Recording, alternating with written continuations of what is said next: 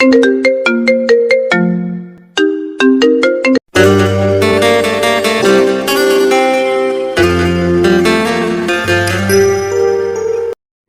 নতুন ভালোবাসার গল্প পেতে আমাদের চ্যানেলটি সাবস্ক্রাইব করে পাশে থাকা বেল আইকনে ক্লিক করুন। ধন্যবাদ। নতুন শহর, নতুন পরিবেশ, পরিচিত কেউ নেই, কিন্তু ভয়ও নেই। আমি এসেছি স্বপ্ন নিয়ে নিজের পরিচয় করতে। নাম অভ্র, আর আমার লক্ষ্য ইঞ্জিনিয়ার হওয়া। ভোরের হালকা কুয়াশা ভেদ করে অভ্র একটা ট্রাভেল ব্যাগ কাঁধে নিয়ে কলেজ গেট দিয়ে ঢুকছে। চোখে শান্ত কিন্তু আত্মবিশ্বাসী দৃষ্টি। এই শহরে আমার কেউ নেই, মানে শুধু একজন আছে, খালাতো বোন নীলা। ছোটবেলায় কত ঝগড়া, কত রাগ, আর এখন শুনেছি সে নাকি কলেজের রানী, রাগী রানী। একটা গাড়ির শব্দ, আর সেই সঙ্গে গেট দিয়ে প্রবেশ করে নীলা। চোখে সানগ্লাস, মুখে অহংকার, হাঁটার ভঙ্গিতে যেন তুফান বইছে। ও মাই গড, সিনিয়র আপু আসছে। সবার বাচ্চার আশাই শেষ। কাল এক ছেলেকে সবার সামনে কান ধরে দাঁড় করিয়েছিল, আজ কার পালা কে জানে। নীলা ঠাস করে একটা ছেলের হাত থেকে বই পড়ে যাওয়ায় থেমে যায়। তুই চোখে দেখিস না? রাস্তায় হাঁটতে শেখোস নাই? সরি আপু, আমি অসাবধানে।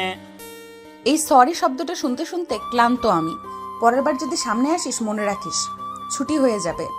সবার মুখ থমথমে, কলেজ যেন হঠাৎ নিস্তব্ধ। এদিকে অভ্র দাঁড়িয়ে পুরো দৃশ্য দেখছে, তার মুখে মৃদু হাসি। বদলাইনি একটুও, রাগ তো যেন জন্মগত গুণ, কিন্তু আমি এসেছি আমার স্বপ্ন নিয়ে।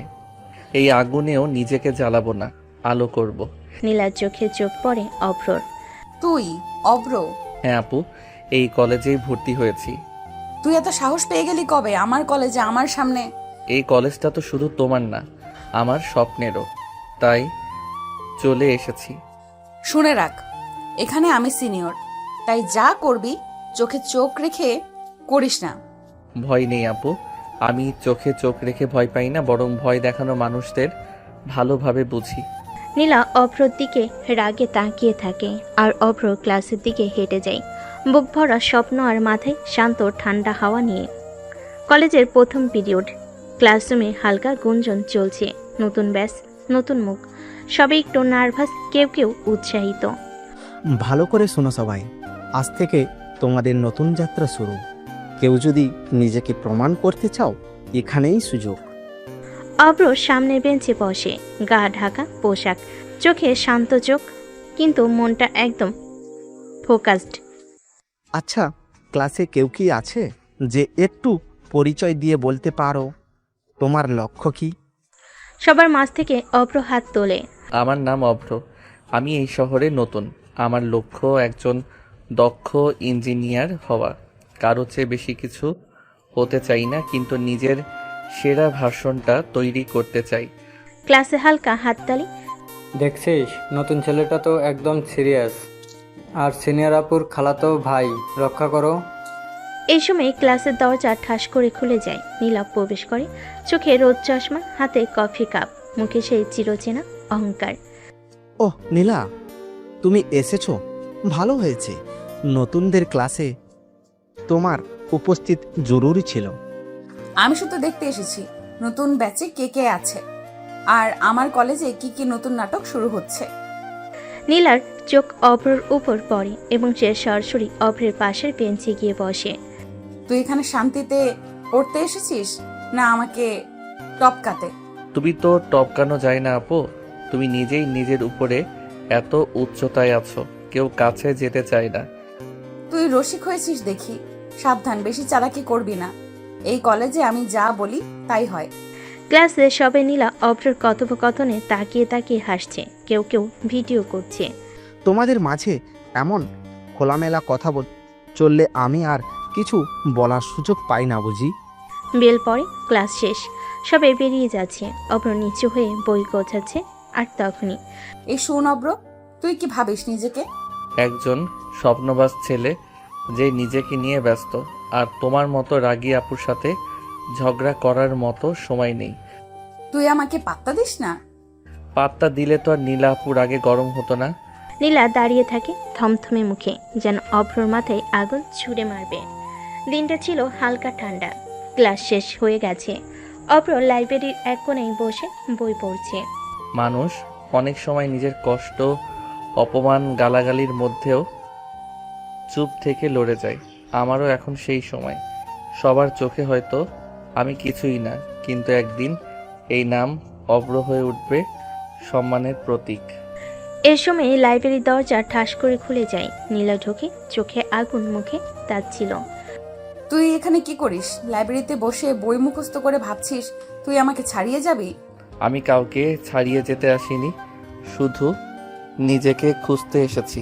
এত বড় কথা? তুই জানিস আমি এই কলেজের সবার সেরা, কেউ আমার সামনে দাঁড়াতে পারে না। সেরাদের ভয় যদি এত থাকে কেউ টপকে যাবে, তবে সেটা অহংকার নয়, দুর্বলতা। তুই আমাকে দুর্বল বলছিস? আমি তো কিছু বলিনি আপু, আপনি নিজেই বুঝে গেলেন। নীলা মুখ লাল করে অভ্রর সামনে দাঁড়ায়। ভেবে রাখ, তোর কলেজ জীবন সুখের হবে না। আমি তোর প্রতিটি পদক্ষেপে বাধা হয়ে দাঁড়াবো। তুই যেন এই কলেজে কোনো দিন নিজের নাম করতে না পারিস, সেটাই আমার লক্ষ্য। অভ্র তাকিয়ে থাকে কিছুক্ষণ, তারপর চোখ নামিয়ে আবার বইয়ের দিকে ফিরে যায়। চেষ্টা করো আপু, তোমার বাধা, তোমার রাগ, তোমার ঘৃণা, এগুলি হবে আমার জয়ের চাবিকাঠি। পরের দিন সকালে একটা নোটিশ বোর্ডের সামনে ভিড়। সব আগামী সপ্তাহে কলেজে প্রেজেন্টেশন প্রতিযোগিতা। সকল ক্লাসের মধ্য থেকে বাছাই হবে একজন বিজয়ী প্রতিনিধি। সবার চোখে পড়ে অভ্রের নামও সেই লিস্টে। ওই নতুন জুনিয়র শুভ্রকেও রাখা হয়েছে, ও তো ভালো কথা বলে। তবে তো সমস্যা, আমাদের সিনিয়র আপু তো জিতে যেত সব সময়, এখন তো লড়াই জমে যাবে। এই কথা শুনেই দূর থেকে নীলা দাঁড়িয়ে শুনে চোখে জ্বলে ওঠে আগুন। অভ্র, তুই আমার নামের পাশে নিজের নাম রাখার সাহস পেলি? ঠিক আছে, এবার আমি তোকে এমন ভাবে নিচে নামাবো তুই নিজের ছায়া থেকেও লজ্জা পাবি। কলেজের একটি হলরুমে প্রেজেন্টেশনের প্রস্তুতির জন্য সবাই জড়ো হয়েছে। ছাত্রছাত্রীরা নিজেদের কাজ নিয়ে ব্যস্ত। অভ্র এক কোণে ল্যাপটপে টাইপ করছে, নোট লিখছে। এই প্রথম একটা সুযোগ পেলাম নিজেকে প্রমাণ করার, সবার সামনে আমার স্বপ্নের কথা বলার, কিন্তু জানি এটা সহজ হবে না, কারণ এক আগুন পৃথিবী আমার সামনে দাঁড়িয়ে। এদিকে নীলা কিছু সিনিয়র বন্ধুকে ডেকে নিচু গলায় বলছে, শোন, ও অভ্র যে জুনিয়র, ওকে একটু বুঝিয়ে বলবি এই প্রেজেন্টেশন সিনিয়রদের জায়গায়, ও যেন মুখ না খোলে। আরে ঠিক আছে আপু, ওর আত্মবিশ্বাস গলায় আটকে দেব। কিছুক্ষণ পর দুই সিনিয়র এসে অভ্রের টেবিলের পাশে দাঁড়ায়। তুই এখানে কি করছিস রে ভাই? নাকি ফাঁকা জায়গায় পেয়ে প্রেজেন্টেশন শেখার অভিনয় করছিস? তোর মতো জুনিয়রদের কাজ হলো নোটস আনা, চেয়ার গোছানো, মঞ্চে উঠতে আসিস না, পড়ে যাবি কিন্তু। আপনারা যদি ভয় না পান তাহলে একজন জুনিয়রের কথা শোনা উচিত, আর যদি ভয় পান তাহলে বুঝে নিন আমি কিছু একটা করতে পারি। সিনিয়ররা চমকে তাকায়। এর মধ্যেই পিছন থেকে নীলার আগমন। তুই কে রে? তোর এত সাহস কই থেকে আসে? আমার সামনে দাঁড়িয়ে এই সাহস কোথা থেকে পেলি? সাহস তো বাধার মুখেই তৈরি হয় আপু, আপনি যত চেষ্টা করবেন আমাকে থামাতে আমি তত দৃঢ় হব। তুই প্রেজেন্টেশন দিবি না, আমি দেখিয়ে দেব তোকে সবাই কত নিচু চোখে দেখে। তোর স্বপ্ন সেটা আমি মাটিতে মিশিয়ে দেব। আপনার রাগ, অপমান, কথার আঘাত সবই আমার শক্তি। দেখে নিও, আমি হারলে চুপচাপ সরে যাব, কিন্তু জিতলে আপনি আমার চোখে চোখ রাখতে পারবেন তো? নীলা থম মেরে যায়। প্রথমবার কারোর মুখে এমন চ্যালেঞ্জ। সেদিন রাতে অভ্র নিজের রুমে লাইট নিভিয়ে আসছে, কিন্তু তার ল্যাপটপের স্ক্রিনে আলো জ্বলছে। আমি জিততে চাই, কাউকে হারিয়ে নয়, নিজেকে প্রমাণ করে। আর যেই দিন আমি সফল হব তখন রাগ নয়, চোখে দেখব শুধু সম্মান। স্ক্রিনে লেখা প্রেজেন্টেশন টপিক, তুমি হারিয়ে গেলে তবুও স্বপ্ন থাকবে। প্রেজেন্টেশনের দিন আগত। কলেজে সাজ রব, মঞ্চ, সাউন্ড সিস্টেম, লাইট সব প্রস্তুত। ছাত্ররা চেয়ারে বসে, বিচারক মঞ্চে। আজকের দিনটা আমার জীবনের একটা পরীক্ষা, স্বপ্নের প্রথম ধাপ। আমি জানি নীলা আপু চায় না আমি সামনে যাই, কিন্তু আমি ভয় পাই না, কারণ আমি তো কারো জায়গা নিতে আসিনি, আমি এসেছি নিজের জায়গা খুঁজতে। অভ্র শেষবারের মতো তার ল্যাপটপে প্রেজেন্টেশন ফাইল খুলে দেখে ঠিকঠাক চলছে, কিন্তু সে জানে না কেউ ওর অনুপস্থিতিতে ফাইলটা নষ্ট করে দিয়েছে। পেছনের একটি সিন। আগের রাতে নীলা ফিসফিস করে তার এক বন্ধু রাকিবকে বলল, শুনে রাখ রাকিব, কাল অব্র যেন প্রেজেন্টেশন না দিতে পারে। ওর ল্যাপটপটা তুমি একটু সামলে নিও। তোমার কাজ ফাইলটা ক্রাশ করে দাও, কিন্তু এমন ভাবে যেন ধরা না পড়ে। আপু, দুনিয়ার কেউ অভ্রের স্বপ্ন পূরণ করতে পারবে না যদি আপনি সামনে থাকেন। বর্তমান সময়ে কলেজে বড় অডিটোরিয়াম। প্রথম কয়েকজন ছাত্রছাত্রী মঞ্চে উঠে প্রেজেন্টেশন শেষ করে। এখন অভ্র নাম ঘোষিত হয়। পরবর্তী উপস্থাপক জুনিয়র বেস থেকে অভ্র হাসান। সবার চোখ অভ্রর দিকে। কেউ হালকা করতালি দিচ্ছে, কেউ হাসছে। দেখি এবার কি হয়। অভ্র মঞ্চে উঠে ল্যাপটপ খুলে প্রজেক্টরে কানেক্ট করে, কিন্তু error, file missing or corrupted. হলরুমে হালকা গুঞ্জন শুরু হয়। অভ্র কাপা হাতে আবার চেষ্টা করে, আবারও একই ফলাফল। ওরে বাবা, ফাইলটা উধাও। সিনিয়র আপুর কপাল খুলে গেল, ওই ছেলে তো মরেই গেল। বিচারকদের একজন, তুমি প্রস্তুতি নিয়েছো তো অভ্র? নীলা পিছন থেকে দাঁড়িয়ে, মুখে এক চিলতে হাসি, চোখে তৃপ্তি। স্বপ্ন, স্বপ্ন ফাইলের মতোই মুছে গেল অব্র। কিন্তু অভ্র একবার চোখ বন্ধ করে শ্বাস নেয়, তারপর সবার সামনে দাঁড়িয়ে বলে, স্যার আমি জানি আপনারা এখন ভাবছেন আমি প্রস্তুত ছিলাম না, কিন্তু আমি প্রস্তুত ছিলাম। আর এখন আমি ফাইল ছাড়াই বলবো, কারণ আমি আমার স্বপ্ন শুধু ফাইলে রাখিনি, মনের ভেতর গেঁথে নিয়েছি। সবার চমকে ওঠা দৃষ্টি। কেউ কেউ ফিসফিস করে, ওই ছেলেটা তো সাহসী। আমার স্বপ্ন, আমি এমন একজন হতে চাই যে প্রযুক্তি দিয়ে সমাজে পরিবর্তন আনবে। আমি এমন মানুষ হতে চাই যে নিজের ব্যর্থতা নিয়ে কাঁদে না, বরং উঠে দাঁড়ায় এবং প্রমাণ করে আমি পারি। হলরুম একদম নিস্তব্ধ। বিচারকেরা তাকিয়ে আছে এক দৃষ্টিতে। আমার নাম অভ্র, আর আমি আমার স্বপ্নের পেছনে ছুটে যাচ্ছি। কে আমার পেছনে টানলো সেটা গুরুত্বপূর্ণ নয়, আমি কোথায় পৌঁছাতে চাই সেটাই আসল। চুপচাপ। তারপর হঠাৎ করে করতালি বেজে ওঠে। অসাধারণ। তুই আমার হিরো রে ভাই। এটা শুধু প্রেজেন্টেশন নয়, এটা একটা অনুভব, এটা হলো বাস্তব সাহস। নীলা এক কোণে দাঁড়িয়ে অভ্রের চোখের দিকে তাকিয়ে থাকে, মুখে হাসি নেই, চোখে একটা ধাক্কা, একটা না বলা ডাক। তুই পারলি আমার ফাঁদ পেরিয়ে পারলি, তাহলে কি সত্যিই তুই একদিন আমাকে টপকে যাবি? কিন্তু সে নিজেকে সামলাই, ঠোঁট চেপে ধরে, মুখ শক্ত করে ফিরে যায়। না, এটা তো কেবল শুরু। আমি তোকে আরেকটু নিচে নামাবো, তোর এই গর্ব আমি মাটি চাপা দেব। ঘটনার পরের দিন কলেজের মেন অফিস রুম। অভ্রকে ডাকা হয়েছে প্রিন্সিপালের কক্ষে।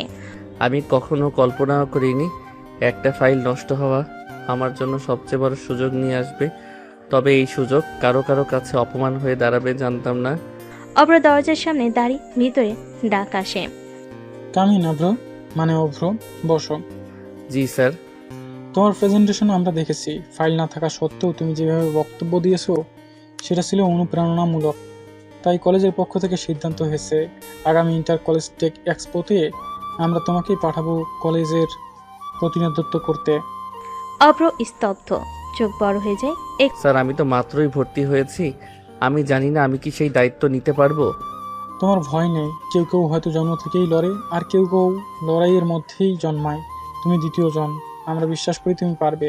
খবর ছড়িয়ে পড়ে পুরো কলেজে। ওই অভ্র না, ওকে তো কলেজ এক্সপোতে পাঠাচ্ছে। নীলা আপু তো ফাইনাল ইয়ারে, ওকে বাদ দিয়ে জুনিয়র। এই কথাগুলো পৌঁছে যায় ঠিকই নীলার কানে। নীলার রুম, সে আয়নার সামনে দাঁড়িয়ে একা। এই ছেলেটা খালাতো ভাই বলে ওকে সহ্য করতাম, আর এখন আমার জায়গা নিচ্ছে। সে চেয়ার থেকে উঠে হেঁটে যায় জানালার পাশে, মনের মধ্যে ঘূর্ণিঝড়। না না, এটা হতে পারে না। আমার জায়গা, আমার স্টেজ, আমার সম্মান সবকিছু ওই জুনিয়র ছেলেটা নিয়ে নিচ্ছে।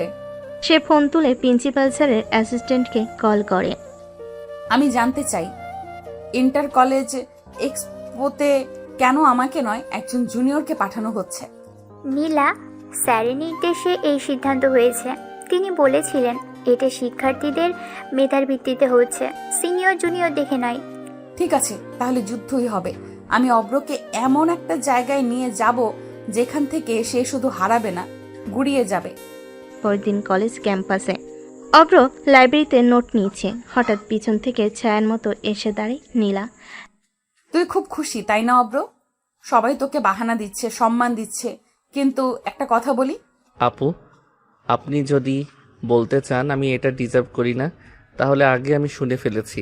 না না, আমি তোকে কিছু বলছি না। আমি তোকে দেখব, আমি তোকে দেখাবো তুই যে মেধাবী সেটা প্রমাণ করতে পারিস, কিন্তু আমি প্রমাণ করব তোর সম্মান কতটা ঠুনকো। আপু, আপনি চেষ্টা করেন, যত বেশি ফেলে দেবে আমি তত শক্ত করে উঠব, কারণ আপনি আমার বাধা না, আপনি আমার শক্তি।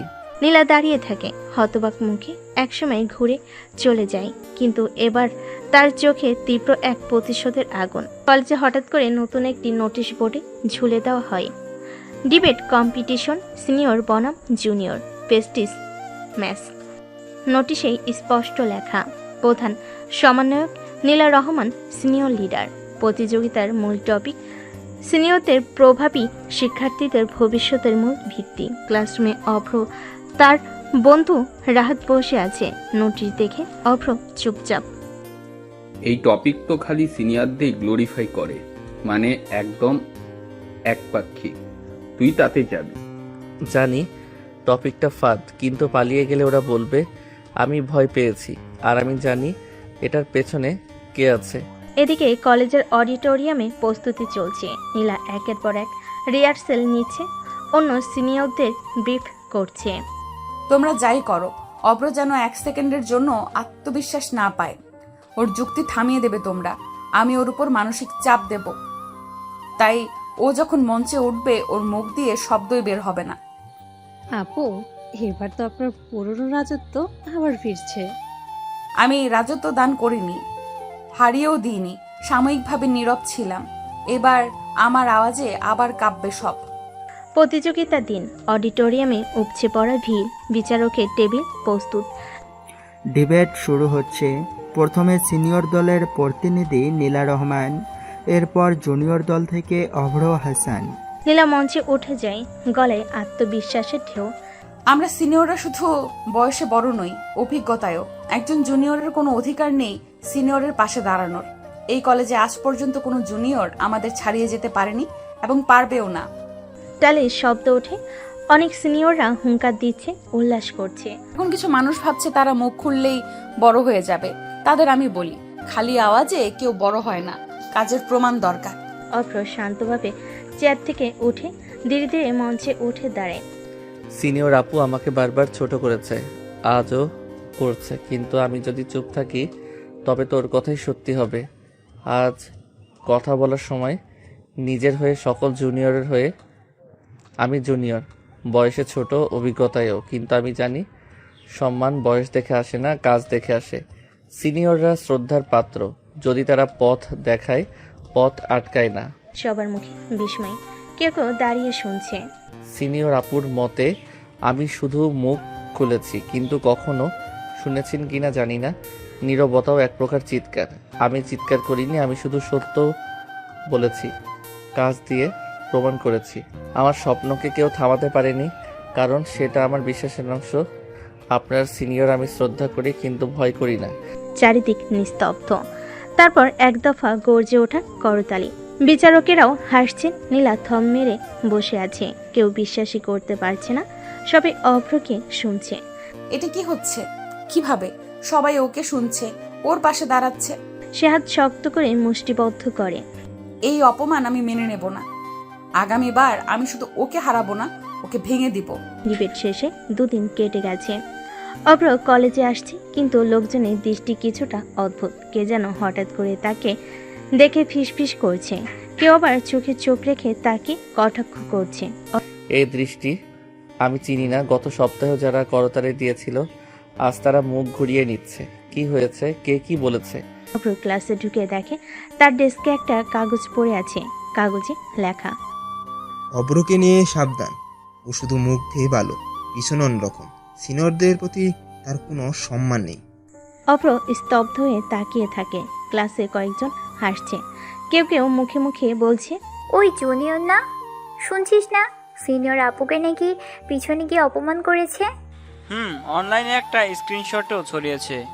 অভ্র নিজের ফোন খুলে দেখে কেউ একটা ভুয়া স্ক্রিনশট ছড়িয়েছে, যেখানে দেখা যাচ্ছে সে নাকি নীলাকে অপমান করে কমেন্ট করেছে। কিন্তু সে জানে এই স্ক্রিনশট সে দেয়নি, এটা এডিটেড, ফেক। এতদূর যেতে পারো তুমি নীলা আপু? একটা প্রতিযোগিতায় হার মানে এতটা অপমান বোধ? সেই সময় অভ্র লাইব্রেরিতে বসে, চোখের জল থেমে আছে। হঠাৎ রাহাত আসে পাশে। ভাই, তুই ঠিক আছিস? জানি না রাহাত, আমি কখনো কারো সম্মান নষ্ট করিনি, কিন্তু আজ সবাই বিশ্বাস করছে আমি একজন সম্মানহীন কুৎসিত মানুষ। তোর মতন মানুষ সম্মান হারালে এ সম্মানের মানেই থাকে না ভাই। সত্যি টিকে থাকে, শুধু একটু সময় লাগে। এদিকে নীলা নিজের রুমে আয়নার সামনে দাঁড়িয়ে। স্ক্রিনশট, কানাঘুষা, মানসিক আঘাত সবকিছু চালিয়ে দিয়েছি। এবার অব্র নিশ্চয়ই চুপ হয়ে যাবে। যে ছেলেটা এত কথা বলতো এখন নিশ্চয়ই মাথা নিচু করে হাঁটবে। সে হেসে ফেলে, ঠোঁটের কোণে সেই অহংকারের হাসি। তুই তো সবার সামনে আমায় হারিয়ে দিয়েছিলি অব্র, এবার দেখ আমি তোকে সমাজের সামনে কেমন ভেঙে ফেলি। পরের দিন অভ্রকে অফিস রুমে ডেকে পাঠানো হয়। অভ্র চেয়ার থেকে উঠে দাঁড়ায়, চোখে জল কিন্তু গলায় ভাঙ্গন নেই। আমি কোনো অপরাধ করিনি, একদিন সবাই বুঝবে আমি চুপ ছিলাম সম্মানের কারণে, ভয় না।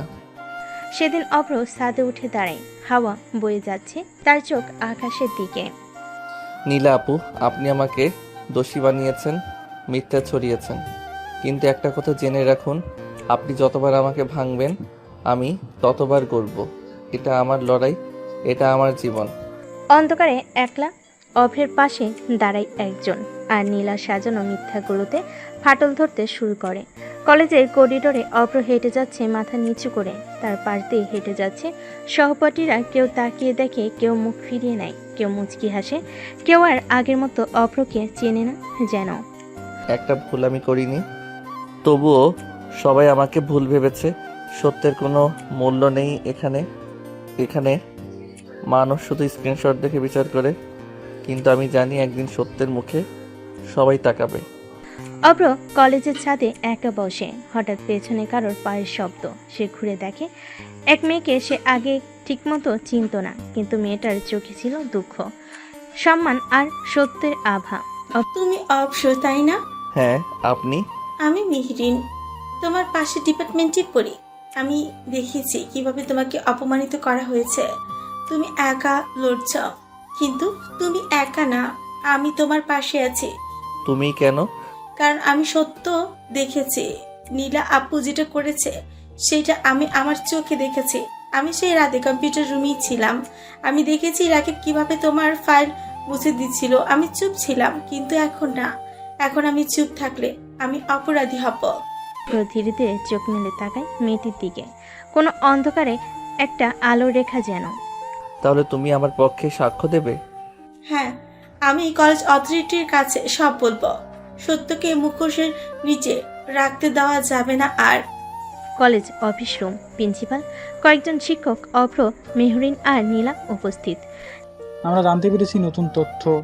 মেহরিন যেটা বলেছে সেটা যদি প্রমাণ হয় তাহলে বড় শাস্তি হবে। নীলা, তুমি কি বলবে? আমি শুধু ওকে একটু থামাতে চেয়েছিলাম।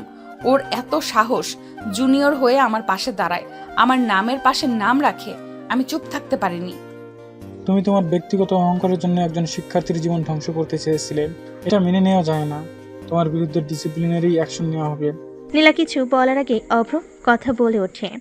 স্যার, আমি শাস্তি চাই না, আমি শুধু চাই সবাই সত্যটা জানুক, আর কেউ যেন মিথ্যার সামনে মাথা না নিচু করে। তুমি সত্যিই ভিন্ন মানুষ অভ্র। তোমার মতো শিক্ষার্থী কলেজের গর্ব। সবার সামনে অভ্রর সম্মান আবার ফিরে আসে। সবাই করতালি দেয়, অনেকে এগিয়ে এসে ক্ষমা চায়, অনেকে বলে ভাই আমরা ভুল বুঝেছি। সেদিন বিকেলে অভ্র আর মেহরিন লাইব্রেরির সামনে বসে। তুমি চাইলে ওর বিরুদ্ধে অনেক কিছু করতে পারো, কিন্তু করলে না কেন? কারণ আমি শুধু জিততে চাই না, আমি কাউকে হারিয়েও দিতে চাই না। আমি শুধু সত্যটাকে তার জায়গায় রাখতে চাই। মেহরিন তাকিয়ে থাকে অভ্রের চোখে। ধীরে ধীরে একটা মুচকি হাসি ফুটে ওঠে তার ঠোঁটে। অভ্র নিজের জায়গায় পৌঁছাতে শুরু করে, আর নীলার অহংকারে চির ধরতে শুরু করে। কলেজ অডিটোরিয়ামে জাতীয় পর্যায়ে টেক ইভেন্টে যাওয়ার আগে অভ্রর বিদায় অনুষ্ঠান চলছে। সব শিক্ষক, ছাত্রছাত্রী এবং কলেজ অথরিটি উপস্থিত।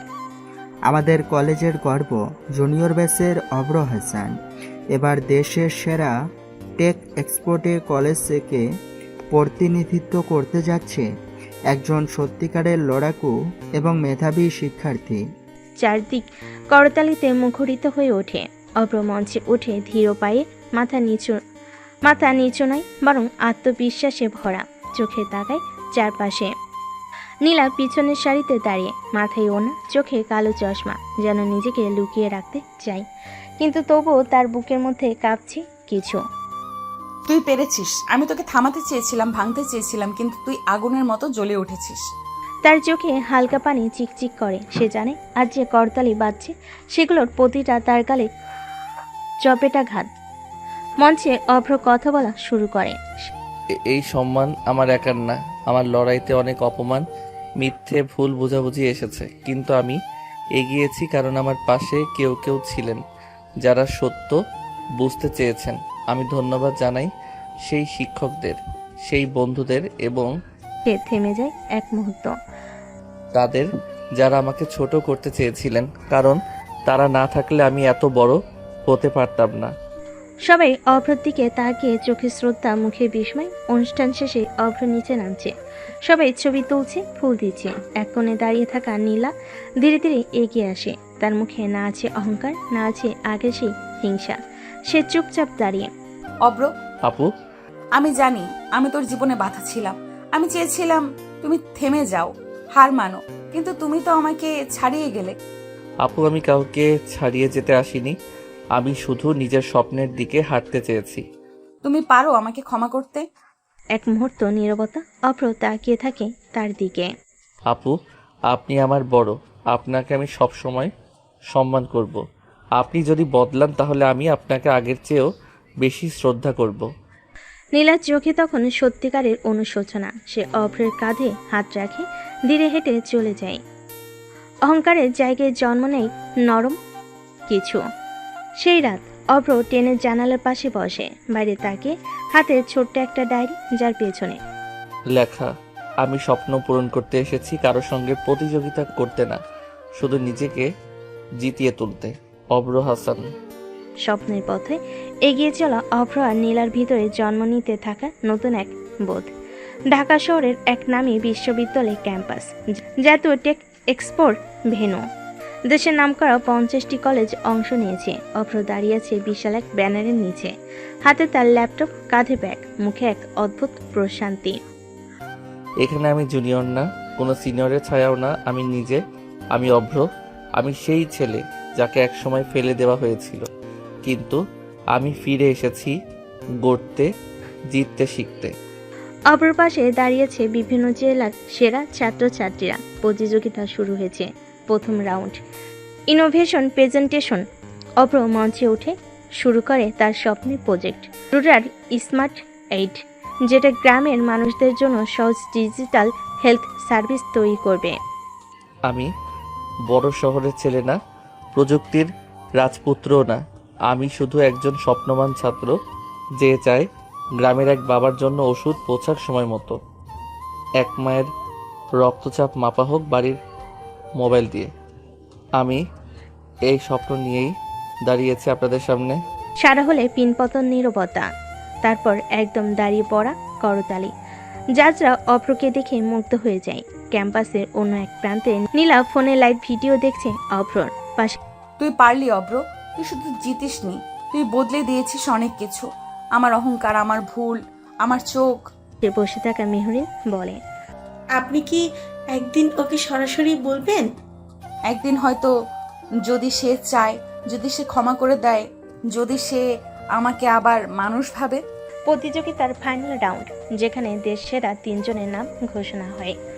Third place from Notre Dame college, second place from Rangpur government college, first place from Dhaka city international college Abhra Hasan.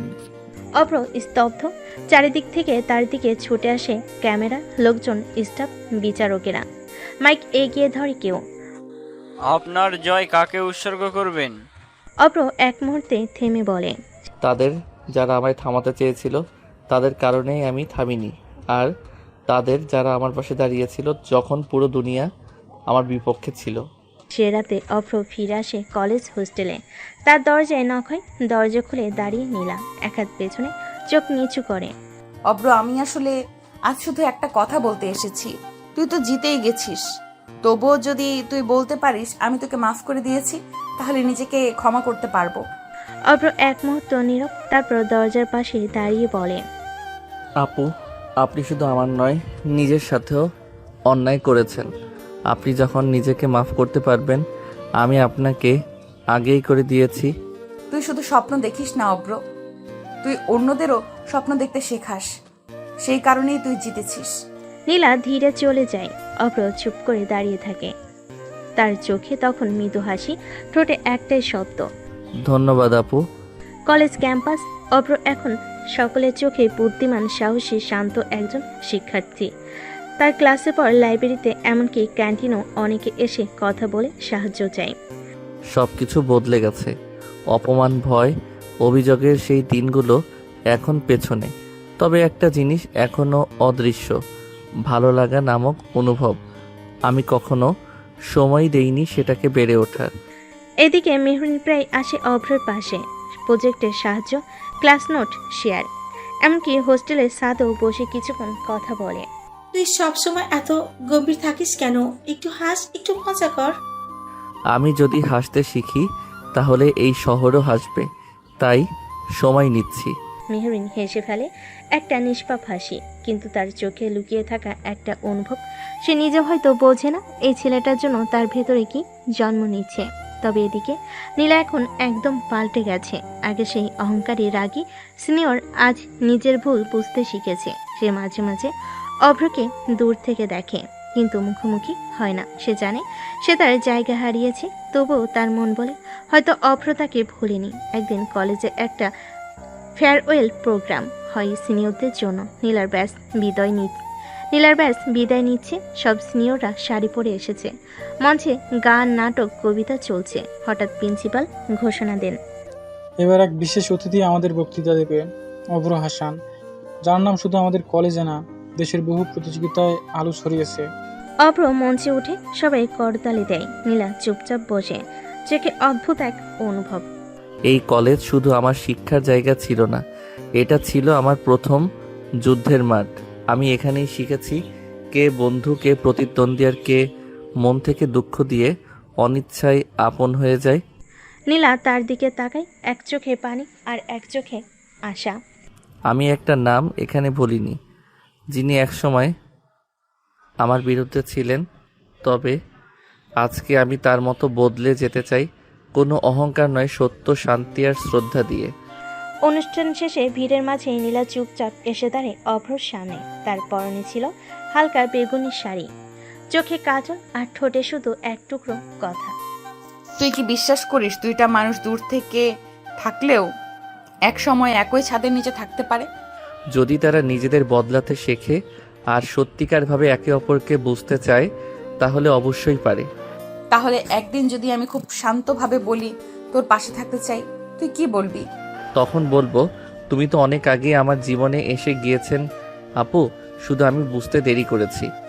দুজনের চোখই তখন ভেজা, এক ধরনের স্বস্তি। দূরে মেহরিন দাঁড়ি, তার মুখে হালকা চিরাচরিত হাসি, কিন্তু সে জানে তার জায়গা বন্ধুতে, ভালোবাসে না। সে শান্তভাবে পেছনে ফিরতে হাঁটতে থাকে। সহযোগিতা, অহংকার, অপমান সবকিছুর পরে এবার সম্পর্কে ভিত গড়ে ওঠে, সম্মান আর সত্যতার ভিত্তিতে।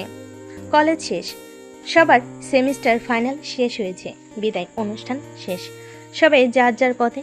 কিন্তু অভ্র এখনও ঢাকায় আছে, কারণ সে এখন দেশের বড় এক প্রতিষ্ঠানে ইন্টার্ন করছে। এক বিকেলে হঠাৎ অভ্রর ফোনে কল পায়।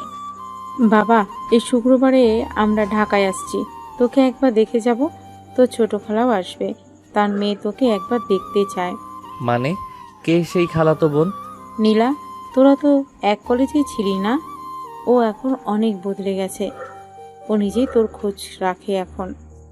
অভ্রর বাসা শুক্রবার। নীলা গোলাপি কালারের সালোয়ার কামিজ পরে এসেছে, চোখে হালকা কাজল, ঠোঁটে মৃদু হাসি।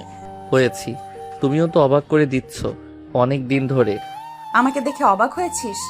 আমি একসময় ভেবেছিলাম সম্মান শুধু সবার উপর থাকলে পাওয়া যায়, কিন্তু আজ বুঝি সম্মান পাওয়া যায় যদি মন নিচু থাকে।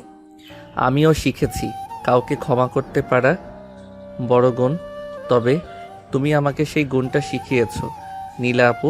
তাদের কথা চলতে থাকে। একসময় অভ্রর মা এসে বলে, ওরা এখন শুধু ভাই বোন না, একে অপরকে ভালো বুঝে। তোর খালাও রাজি। আমরা যদি বিয়ের কথা ভাবি, তোমরা কি বলো? নীলার চোখে চমক। অভ্র তাকায় মায়ের দিকে, তারপর চোখ রাখে নীলার চোখে। আমি তো চেয়েছিলাম স্বপ্ন পূরণ করতে, কিন্তু কেউ যদি সেই স্বপ্নের পাশে হয়ে দাঁড়ায় তাহলে বাকি পথ একসাথেই চলা যায়, তাই না? তোর হাত ধরেই হাঁটতে চাই, কিন্তু প্রতিবার তুই আগে এক পা বাড়াবি, আমি তার পাশে থাকব। তুই সামনে থাক, আমি তোকে সম্মান দিয়ে ভালোবাসবো।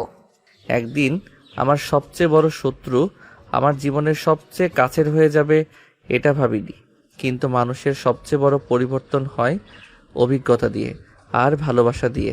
নীলা, তুমি তার প্রমাণ। বিয়ের আগে হালকা রাগ, হালকা হাসি, আর সম্পর্কের শেষ ধাপ একে অপরকে বুঝে নেওয়া। অভ্রর বাসা, বিয়ের তারিখ পাকা। দুই পরিবার একসাথে বসে।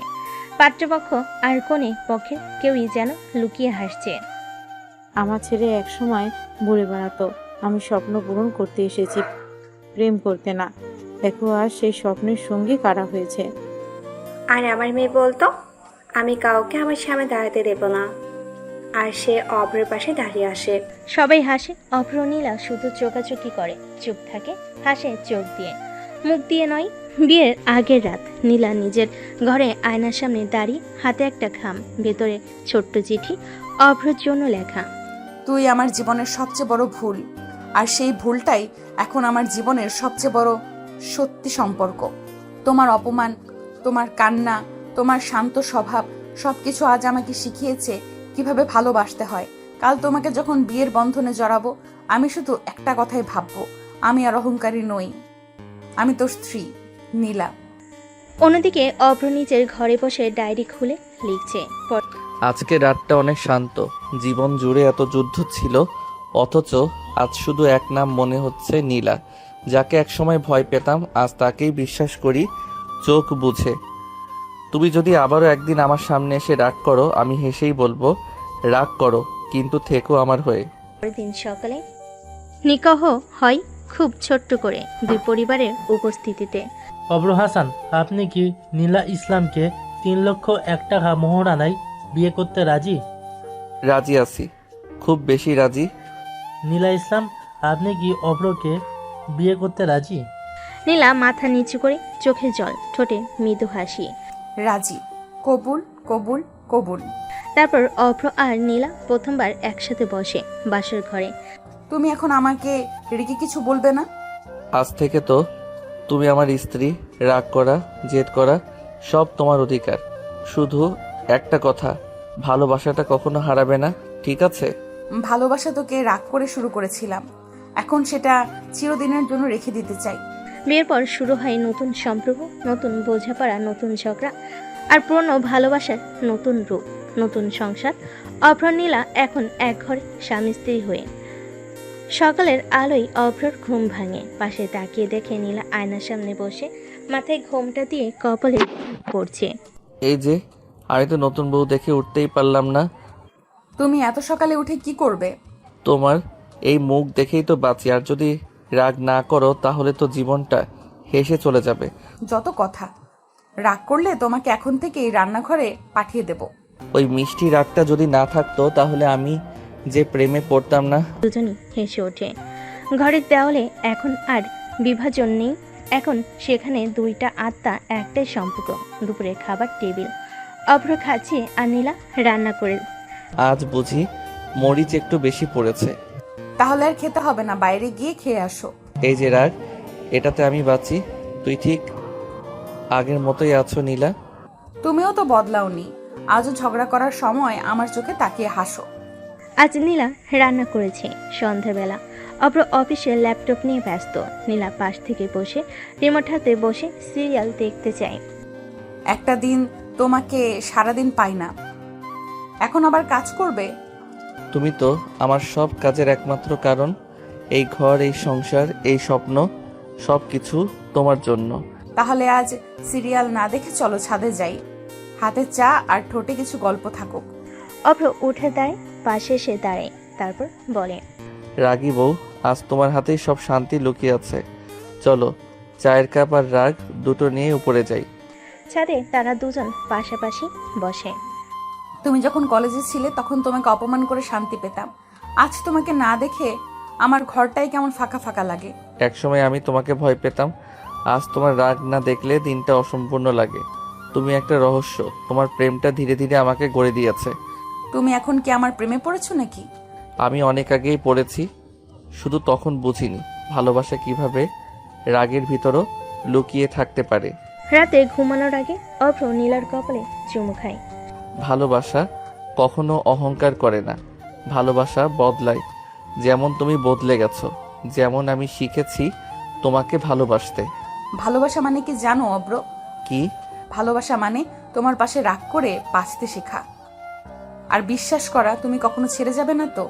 সকালবেলা অভ্র অফিসের ফাইল গুছাচ্ছে, আর নীলা রান্নাঘরে রান্না করতে করতে রেগে যাচ্ছে। তোমার টাইটা আবার বালিশের নিচে রাখলে? এত বোকা কেউ হয়? আরে বউ, তুমি না থাকলে আমি টাই খুঁজেই পাই না। তোমার অফিস আছে, আমার কি নেই? রান্না করি, বাসা গোছাই, আবার তোমাকেও সামলাই। আমি কি সুপার ওম্যান? তুমি তো আমার সুপার রাগী ওম্যান। রেগে গেলে আমার হার্টবিটও থেমে যায় শুধু দেখার জন্য। নীলা লাজুক হয়ে চোখ ঘুরিয়ে নেয়, কিন্তু রাগে চামচ দিয়ে ডাল নেড়ে শব্দ করে। একটু পর অভ্র অফিসে চলে যায়। নীলা তার ফোনে একটা রিমাইন্ডার পায়, আজ তাদের বিয়ের 1 মাস পূর্ণ হয়েছে। এই ছেলেটা আজ কিছু মনে রাখবে না, রোজ ফুল কিনে আনে। আজ তো একটা মেসেজও দেয়নি। ভুলে গেলে তোমার রুম লক করে দেব। সে রাগে রুম গোছাতে গিয়ে অভ্র টেবিলের উপর ছোট্ট একটা বক্স খুঁজে পায়। বক্সের ভেতরে ছোট্ট একটা নোট আর একজোড়া সাদা রূপার কানের দুল। নোটে লেখা, 1 মাস হলো, আমি এখনো বিশ্বাস করতে পারি না রাগী মেয়েটা আমার হয়ে গেছে। এই কানের দুলের মতোই তুমি আমার জীবনের আলো। তোমার হাসি হোক আমার শ্রেষ্ঠ পুরস্কার। নীলার চোখে জল চলে আসে, সঙ্গে একটা বিশাল হাসি। সন্ধ্যার পর অভ্র বাড়ি ফিরে। নীলা মুখ গম্ভীর করে বসে আছে। কি হয়েছে, আবার রেগে আছো? তোমার দেওয়া উপহার খুঁজে পেয়েছি, তাই এবার রাগ করছি না। তবে এইটা বুঝে রাখো, আমি যদি একদিন কম রাগ করি বুঝে নিও ভালোবাসা বাড়ছে। তোমার রাগই তো আমার ভালোবাসা, জানো। দুজনেই হেসে ওঠে। রাতের খাবারে আলু ভর্তা আর ইলিশ মাছ অভ্র খায় আর বলে, এই যে রান্না, রাগী মেয়ের হাতেও এত মিষ্টি স্বাদ থাকতে পারে ভাবিনি। তোমার মুখে যদি মিষ্টি কথা না থাকতো আমি রান্নাই করতাম না। রাত গভীর, অভ্র বই পড়ছে, নীলা তার কাঁধে মাথা রাখে। তুমি যদি কোনোদিন অন্য কাউকে নিয়ে না ভাবো তাহলে আমি প্রতিদিন রাগ করতেও রাজি আছি। তোমার সঙ্গে এই ঝগড়াগুলো আমার ভালোবাসা। তুমি রাগ করবে আমি মানাবো, তুমি চুপ থাকবে আমি খুঁজবো, তুমি কাঁদবে আমি চোখ মোছাবো। এই তো আমাদের সংসার, ঝগড়ার মধ্যে ভালোবাসা। ভালোবাসা মানে শান্ত সম্পর্ক না, বরং একে অপরের রাগ অভিমানকে ভালোবেসে আগলে রাখা। অভ্র অ্যান্ড নীলা। এক সন্ধ্যায় অভ্র অফিস থেকে ফিরে দেখে টেবিলের ওপর একটা খাম রাখা, বড় বড় করে লেখা, international ICT fellowship final selection. আমি কি সত্যি এই স্কলারশিপটা পেয়েছি? এই তো আমার স্বপ্ন, দেশের বাইরে গিয়ে বড় কিছু শেখা, কিছু করা। সে খাম খুলে পড়ে। 3 মাসের জন্য কানাডা যেতে হবে, আইসিটি অ্যাডভান্স ট্রেনিং ও রিসার্চ প্রোগ্রামে অংশগ্রহণ করতে। রাতে খাবার টেবিলে অভ্র খুশি হয়ে খামটা নীলার দিকে বাড়িয়ে দেয়। নীলা, দেখো আমি কানাডা যাচ্ছি 3 মাসের জন্য, এরপর আরও সুযোগ পেতে পারি। 3 মাস মানে? আমি তোদের সাথে থাকতে শিখেছি অব্র। এই যাওয়াটা ছাড়ার নয়, বরং কিছু পাওয়ার। তুমি তো জানো আমি ছোটবেলা থেকেই চাই বড় কিছু শিখতে, বড় কিছু করতে। আমি তোমার জন্য ছোট হয়ে থাকবো? তোমার এই বড় হওয়ার মাঝে আমার জায়গা কোথায়? তুমি আছো আমার হৃদয়ে, আমার প্রতিটি স্বপ্নে। তোমার জন্যই তো আমি এগোতে চাই। তুমি শুধু নিজের স্বপ্ন দেখো, একবারও ভাবো না আমি তোমার পাশে থাকলে তুমি কতটা বড়, আমি ছাড়া তুমি কতটা একা। রাতে নীলা একা ছাদে বসে, চোখে জল, মন ভেঙে গেছে। অভ্র এসে পাশে বসে। তুমি কি চাও যে আমি এই অফারটা ফিরিয়ে দেই? হ্যাঁ, আমি চাইতাম তুমি আমাকে প্রাধান্য দাও। এই 3 মাসে আমি কতবার তোমার পাশে বসে চা খেতে চাইতাম জানো। তুমি আমাকে ভালোবাসো তো? ভালোবাসি। আর তুমি? তোমার জন্যই তো আমি স্বপ্ন দেখি। আমি চাই তুমি একজন আইসিটি এক্সপার্টস ওয়াইফ না হয়ে একজন স্বপ্ন পূরণ করা অভ্রর প্রাণ হোক। পরদিন নীলা দরজার পাশে অভ্রর ব্যাগ গুছিয়ে দিচ্ছে। ফ্লাইটের সময় দেখে নিও, আর যাওয়ার পরে রোজ কল দিবে। আমি তোমার অপেক্ষায় থাকবো অভ্র। অভ্র এগিয়ে এসে নীলার কপালে চুমু দেয়। তুমি শুধু অপেক্ষা করো, আমি শুধু শেখার জন্য যাচ্ছি, তোমার থেকে দূরে যাবার জন্য না। এই 3 মাসে প্রতিদিনই তোমার সাথে ফোনে কথা বলবো, তুমি আমার ভেতরেই থাকবে। কখনো কখনো ভালোবাসা মানেই কাউকে যেতে দাও, স্বপ্নে দেখে প্রিয় মানুষকে উৎসাহ দেওয়া, কারণ সে ফিরবে আরও শক্ত হয়ে, আরও ভালোবাসা নিয়ে।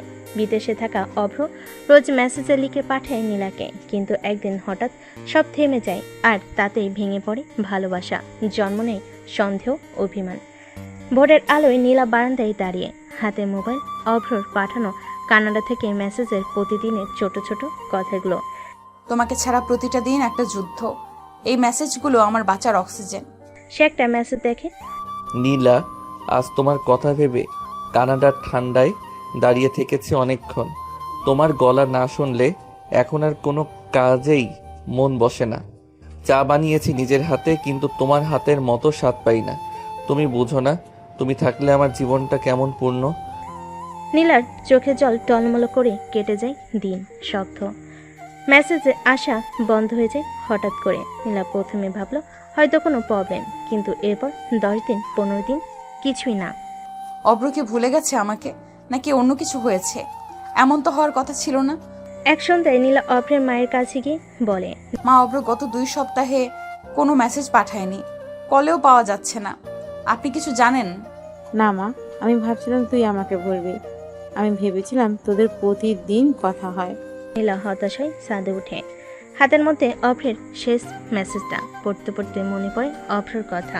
তুমি যদি কখনো আমার কোনো চিঠি না পাও, তাহলে এটা বুঝবে আমি তোমার কাছে ফিরে আসার পথ খুঁজছি। ভয় পাবে না, রাগ করবে না, তুমি শুধু আমার জন্য অপেক্ষা করো। এর লাইনগুলো পড়ে চোখে জল আসে, কিন্তু হৃদয় বোঝে কিছু একটা ঠিক নেই। রাতে নিচে ডায়েরিতে লিখে, আজ 18 দিন হলো অভ্রর কোনো খোঁজ নেই, মেসেজ নেই, ফোন নেই, বার্তা নেই। এই নীরবতা আমাকে ধ্বংস করছে। আমি কি শুধু তার রাগী বউ, নাকি আমি আর কিছু না? একদিন অভ্রদের পাশের বাড়ির একজন মহিলা এসে বলে, অভ্রকে নাকি এক গার্লস প্রজেক্টের সঙ্গে দেখা গেছে। কাজের মেয়েটার নাম সামারা, কানাডার প্রজেক্ট লিডার। ওরা নাকি একসাথে প্রায়ই থাকে। নীলার মুখ শুকিয়ে যায়, চোখ দুটো রাগে জ্বলে ওঠে। তাহলে সে আমাকে ভুলে গেছে? আমার রাগ, আমার ভালোবাসা, আমার সবকিছু ভুলে গেছে? রাতে নিজের ঘর লক করে বসে থাকে, কোনো খাবার খায় না, কারোর সঙ্গে কথা বলে না। তুই আমার না হোস, তাহলে আমি কেন তোর জন্য জীবনটা বন্ধক রাখবো? তোর সব মেসেজ আর রাখবো না আমি। তুই আর আমার কিচ্ছু না, কিচ্ছু না। অভ্র ফিরে এসেছে 3 মাসের প্রশিক্ষণ শেষে, কিন্তু যে ঘরে সে ফিরেছে সে ঘরে যেন সব পুড়ে ছাই। হযরত শাহজালাল আন্তর্জাতিক বিমানবন্দর, ঢাকা। অভ্র চোখে সানগ্লাস, হাতে সুটকেস, মুখে ক্লান্তি, মনে উত্তেজনা। 3 মাস, 3টা মাস কেটে গেল। প্রতিদিন মেসেজ দিয়েছি, প্রতিদিন ভালোবেসেছি। আজ তাকে জড়িয়ে ধরবো আর বলবো, তুমি আমার অর্জন, তুমি আমার ঘর। সে সরাসরি বাসায় যায়। দরজার সামনে দাঁড়াতেই হালকা শিউরে ওঠে। এই দরজার অপরে এক অদ্ভুত নীরবতা। নীলা, আমি এলাম, দরজা খোলো তো। দরজা খুলে যায়। সামনে দাঁড়িয়ে নীলা, চোখ লাল, চেহারা শুকনো, ঠোঁটে কোনো হাসি নেই। তুমি তুমি এমন কেমন হয়ে গেছো? 3 মাস ধরে আমি জানতাম না তুমি বেঁচে আছো কিনা। তুমি আমাকে ভুলে গেছো, আমাকে একটা মেসেজও দাওনি, খোঁজ নিছো আমার আমি কেমন আছি। অভ্র থমকে দাঁড়ায়। কি বলছো? আমি তো রোজ মেসেজ লিখেছি। শেষের দিকে সামারা নামে একজন অফিসের সহকর্মী আমার সাথে কাজ করছিল ঠিকই, কিন্তু আমি তো তোমাকে একদিনও ভুলিনি। তুমি কি ভাবছো আমি এসব বিশ্বাস করব? সবাই তো বলেছে তুমি ওর সঙ্গে সময় কাটাচ্ছ। আমি তোমাকে ফোন করতে পারিনি, মেসেজও পাইনি। তুমি ছিলে সামরার আমি তো শুধু অপেক্ষা করা এক বোকা বউ। অভ্র ধীরে কাছে আসে নীলার হাত ধরে এক নীলা, বিশ্বাস করো, সামারা আমার সহকর্মী মাত্র। মেসেজ আমি পাঠিয়েছিলাম, হয়তো পৌঁছায়নি, কিন্তু তুমি কেন একটা বারও কল করনি? কেন বিশ্বাস হারালে? কারণ তুমি আমার হৃদয়টা ভেঙে দিয়েছিলে অব্র। আমি তোমাকে বিশ্বাস করছিলাম আমার সব কিছু দিয়ে, আর তুমি আমাকে ছেড়ে দূরে গিয়েছিলে। ভালোবাসা দূরত্ব সইতে পারে না। মুহূর্তে নীরবতা। অভ্র মোবাইল বের করে একটা মেসেজ বের করে দেখায়। এই মেসেজটা আমি ফিরতি ফ্লাইটে লিখেছিলাম।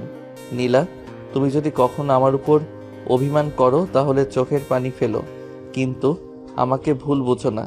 আমি তোমার স্বামী, তোমার মানুষ, তোমার পাশে থাকার জন্যই শিখছি, তোমার জন্যই নিজেকে তৈরি করছি। আমার স্বপ্ন মানে তুমি। আমি ফিরছি শুধু তোমার জন্য। কাঁপতে কাঁপতে মেসেজটা পড়ে, তারপর এক ঝটকেই অভ্রর বুকে মুখ লুকিয়ে ফেলে। আমি তোকে ভুল বুঝে ফেলেছিলাম অব্র। আমি তো তোমার জন্য বাঁচতাম। তুমি ভুল বুঝেছ, কারণ তুমি আমায় ভালোবাসো। ভালোবাসা যেখানে গভীর হয় সেখানে অভিমানও গভীর হয়। কিন্তু দেখো, আমি ফিরে এসেছি কারণ তুমি এখনো আমার ঘর। সকাল 8টা। অভ্র আয়নার সামনে দাঁড়িয়ে টাই ঠিক করছে। নীলা হাতে ব্রেকফাস্টের ট্রে নিয়ে আসে, চোখে মুখে বিরক্তি। সকাল সকাল আবার অফিস? গতকাল রাতে ঠিকমতো কথা বলো নাই, আবার আজও এত তাড়াহুড়া? প্রজেক্ট সাবমিশন আর ক্লায়েন্ট মিটিং, এই কয়টা দিন একটু ব্যস্ত আছি, তুমি বুঝো না? আমি বুঝি না। আমি তো ঘরের বউ, রান্না করব, তোমার জামা গোছাবো, চা বানাবো, আর তুমি অফিসে গিয়ে হাসবে অন্যদের সাথে। আবার শুরু করলে রাগিরানি। আমি অফিসে দেরি করব না। অভ্র দৌড়ে বেরিয়ে যায়। নীলা চুপচাপ দাঁড়িয়ে থাকে দরজার পাশে, হাতে গরম চা, যা এখন ঠান্ডা হয়ে গেছে। রাত 11টা। অভ্র ঘরে ফেরে, ক্লান্ত, চোখ লাল। ঘরে ঢুকে দেখে টেবিলে ডিনার সাজানো, কিন্তু কেউ নেই। নীলা, জানো ঘুমিয়ে পড়লে? সে দেখে নীলা বেলকনিতে একা বসে, মুখ গম্ভীর, চোখে অভিমান। কি হয়েছে তোমার? আমি না এসে বুঝলাম কিছু একটা গরম। তুমি বোঝো কিন্তু সময় দাও না। তুমি অফিসে হাসো, মেসেজের রিপ্লাই দাও, আর আমি ঘরে অপেক্ষা করি, ঠান্ডা চা হাতে। অভ্র নীলার পাশে মাথা রাখে। তুমি রেগে থেকো না প্লিজ। তুমি রাগলে ঘরে শান্তিও লাগে না। আমি তো কাজ করছি আমাদের ভবিষ্যতের জন্যই। আমার ভবিষ্যৎ তুমি ঘরে না থাকলে অফিসে টাকা দিয়ে আমি কি করব? তুমি হাসলে আমি বাঁচি, তুমি না থাকলে আমার হৃদয় শুকিয়ে যায় অব্র। পরের দিন সকাল। অভ্র অফিসে বের হওয়ার আগে নীলার জন্য একটা ছোট্ট নোট লিখে রাখে টেবিলে। তুমি আজকে আমার জন্য রাগ করো, কিন্তু আমার ফেরার অপেক্ষা করো। আমি ঘরে ফিরি শুধু তোমার অভিমান মেটাতে। কাজের দুনিয়াটা আমার হলেও হৃদয়টা তোমার। পরের দিন নীলা অভ্রের জন্য পরম যত্নে রান্না করে, কিন্তু অভ্র ব্যস্ততায় খেতে ভুলে যায়। সে ভুলে জন্ম নেয় নতুন এক রাগ, আর সেই রাগে লুকিয়ে থাকে ভালোবাসার সবচেয়ে মিষ্টি স্বাদ। সকাল 6টা। নীলা কিচেনে, অভ্র এখনো ঘুমে। নীলা ধীরে ধীরে পরোটা বানাচ্ছে, ডিম ভাজছে, পাশে কফির গন্ধ সরাচ্ছে। ও বলেছিল ডিম ভাজা খেতে ইচ্ছে করছে, আজ ওর জন্য স্পেশাল করে বানাচ্ছি। যদি খেয়ে একটা হাসিও দেয়, সব অভিমান শেষ করে দেব। সে ট্রে গুছিয়ে রাখে, তাই ঠিক করে দেয়। অভ্রর মোবাইল চার্জে লাগায়। সব কিছু নিখুঁত, কারণ ভালোবাসা কখনো আলসেমি করে না। অভ্র দেরিতে ঘুম থেকে উঠে তাড়াহুড়ো করে অফিসে বের হয়, কিচেনে যেতেই ভুলে যায়। যে রান্না আমার ভালোবাসা ছিল সেটাও দেখলই না, আমার যত্নটা ওর কাছে পৌঁছালোই না। সে চুপচাপ বসে থাকে টেবিলের সামনে। 3টা গরম পরোটা আর ডিম ভাজি এখন ঠান্ডা হয়ে গেছে। রাত 10টা। অভ্র ঘরে ফিরে ক্লান্ত হয়ে ঘরে ঢুকে দেখে কেউ নেই, টেবিলে কিছুই নেই। কিচেনে গিয়ে দেখে ভাঙ্গা থালা, ঠান্ডা হাঁড়ি, এক কোণায় বসে আছে নীলা। রাগ করেছো বুঝি? আজকে পরোটা খাওয়াবে বলেছিলে তো? আমি বানিয়েছিলাম, তুমি বের হবার আগে একবারও তাকাওনি আমার দিকে। তুমি খাবে না জেনেও আমি বানিয়েছিলাম। জানো কেন? কারণ তোমাকে খাওয়াতে পারি না, কিন্তু ভালোবাসতে তো পারি। আমার ভুল হয়ে গেছে জানো। তুমি এমন করে বলো না, আমার বুকটা কাঁপে। তুমি যদি খাবার না বানাও আমি তো ভালোবাসাও পেতে পারি না। অভ্র টেবিলে বসে, ঠান্ডা পরোটা গরম গরম না করেই খায়। নীলা চুপচাপ তাকিয়ে থাকে। গরম করে দেই? না, তুমি রাগ করে বানিয়েছো আর আমি ভালোবেসে খাচ্ছি। এই ঠান্ডা খাবারই আমার জীবনের সবচেয়ে গরম। মায়া। সকাল 7টা। অব্র বিছানায় শুয়ে আছে, চোখ বন্ধ। নীলা পাশে বসে আছে, কপালে ভেজা কাপড় দিয়ে সারা রাত জ্বরের তাপ নামানোর চেষ্টা করেছে। যে মানুষটা সারাদিন কষ্ট করে, যে আমাকে ভালোবাসে, আমার জন্য সব করে, আছে বিছানায় কাতর। আর আমি তো তোমার জন্য কিছুই করতে পারিনি অব্র। হঠাৎ অব্র চোখ একটু খুলে বলে, তুমি আছো তো, তাই তো কষ্টে থেকেও শান্তি পাই। তুমি না থাকলে আমার জ্বর কখনো ভালো হতো না। তোমার তো জ্ঞান ছিল না, তবু তুমি জানো আমি ছিলাম। তোর হাতের ছোঁয়া আমি হাজার মানুষের স্পর্শের থেকে আলাদা চিনতে পারি। তুমি শুধু বউ না, তুমি আমার ওষুধ। নীলা এবার হালকা হাসে, তারপর মমতায় ওর কপালে চুমু খায়। আজ আর তুমি অফিসে যাবে না। তুমি আমার কেয়ার নিবে আর আমি তোমার। চা বানাবো, স্যুপ বানাবো। পরের দিন অভ্র একটু সুস্থ বোধ করে। নীলা স্যুপ এনে দেয়, নিজের হাতে বানানো মুরগির স্যুপ। এই স্যুপে কিসের স্বাদ জানো? কি? ভালোবাসার, যত্নের আর রাগ করে বানানো অভিমানের স্বাদ। তুমি না থাকলে এই বিছানা, এই ঘর, এই জীবন সব অসুস্থ থাকতো। প্রেম মানে শুধু ঘোরাঘুরি, ছবি তোলা নয়। প্রেম মানে জ্বরে কপালে হাত রাখা, ঠান্ডা মাথায় করা চা বানানো, আর ভালোবাসা দিয়ে ওষুধে কাজ করা। বিয়ের 1 বছর পার হতে চলেছে, তবুও ছোট ছোট অভিমান আর না বলা ভালোবাসা আজও তাদের জীবনে চায়ের মতো সাথে আছে। রাতে অভ্র ফিরেছে অফিস থেকে ক্লান্ত হয়ে। ঘরে ঢুকে দেখে ঘর অন্ধকার। টেবিলে রাখা একটা কাগজ, তাতে নীলার হাতে লেখা। আমি কিছু বলবো না, তুমি সব বুঝে নাও অব্র। তুমি কি খেয়েছো, কি করেছো কিছু জানি না। আমি শুধু জানি আজ সারা দিন আমার সঙ্গে কেউ কথা বলেনি, আর আমি চুপ থেকেছি, কারণ তোমার চুপ থাকাকেই ভালোবাসা ভেবে নিয়েছি। নীলা। অব্র কাগজটা হাতে নিয়ে গভীরভাবে পড়ে, তারপর ব্যাগ ফেলে সোজা নীলার ঘরে যায়। নীলা খাটের একপাশে মুখ ঘুরিয়ে শুয়ে আছে। তুমি জানো, তোমার এই না বলা কথাগুলোই আমাকে কষ্ট দেয় সবচেয়ে বেশি। তুমি না বললেই আমি ভয় পাই তুমি আমার থেকে দূরে সরে যাচ্ছ কিনা। তুমি তো আমার কথা শোনো না, তুমি শুধু অফিস নিয়ে ব্যস্ত। একটু সময় চেয়েছিলাম, তুমি বললে রাতে 9টায় ফিরবো, আর ফিরলে 11:30টায়। জানো, আমি দেরি করেছি ঠিক, কিন্তু তুমি জানো অফিস থেকে বের হওয়ার পর আমি তোর জন্য ফুল কিনে ফিরছিলাম, আর ট্রাফিকে আটকা পড়েছিলাম শুধু এই কারণেই যে তোর মুখে হাসি ফুটুক। সে ব্যাগ থেকে একগুচ্ছ গোলাপ বের করে, কিন্তু ফুলগুলো শুকিয়ে গেছে। এই ফুলগুলোর মতোই শুকিয়ে যাচ্ছে আমাদের গল্প। তুমি যদি রাগ করো আমি বুঝবো ঠিকই, কিন্তু তুমি যদি চুপ থাকো আমি ভেঙে যাব। তুমি এমন করে বললেই তো আমি কেঁদে ফেলি। তুমি রোজ অফিসে যাও, কষ্ট করো। আমি শুধু চাই রাতে একটু তুমি বলবে নীলা খেয়েছো, এইটুকুই তো চাওয়া। তার কপালে চুমু খায়, হাত ধরে বসে। ভালোবাসা আমি আগে বুঝতাম না, তুমি এসে শিখিয়ে দিয়েছো। তোমার রাগ, তোমার অভিমান, তোমার চুপ থাকা সবই আমার ক্লাস ছিল। আজ আমি জানি ভালোবাসা মানে চুপচাপ পাশে থাকা। ভালোবাসার মাঝে সবচেয়ে বেশি কষ্ট হয় তখনই যখন আমরা নিজেদের ইগো ধরে বসে থাকি, আর সেই ইগোই ধ্বংস করে দেয় ছোট্ট সুখগুলো। এক শুক্রবার বিকেলে অভ্র বন্ধুদের সাথে এক প্রজেক্ট মিটিংয়ে বাইরে যাবে বলে নীলাকে কিছু না বলে বেরিয়ে যায়। নীলা রান্না করছে, খেয়াল করে অভ্র নেই। সে অভ্র কোথায় গেলে? ফোনও নেই, জুতাও নেই, টাই নেই, মানে না বলেই বের হয়ে গেল। ফোন করে বন্ধ, বারবার ফোন করে এখনো বন্ধ। চোখে জল আসে, কিন্তু সে কিছু বলে না। রাত 9টা, অভ্র বাড়ি ফিরে হালকা হেসে। আজ একটু কাজ ছিল বন্ধুদের সঙ্গে, তোমাকে বলতে পারি নাই। তুমি তো আমায় বউ বানিয়েছো, কিন্তু পার্টনার বানাওনি। তুমি যদি বন্ধুদের কথা শুনে চলো আর আমাকে অজানা রাখো, তাহলে আমার কি দরকার এই ঘরে? আর একটু ইগো কম হলে হতো না? সবকিছু জানাতে পারি না আমি? সারা রাত কথা হয় না। পরের দিন দুপুরে অভ্র দেখে টেবিলে রাখা নীলার চিঠি। আমি ভুলে যেতে চাই যে আমি তোমার বউ। আমি মানুষ অভ্র। তুমি একবার আমি বাইরে যাচ্ছি বললে আমি রুটি না বানালেও তোমার জন্য পানি রাখতাম।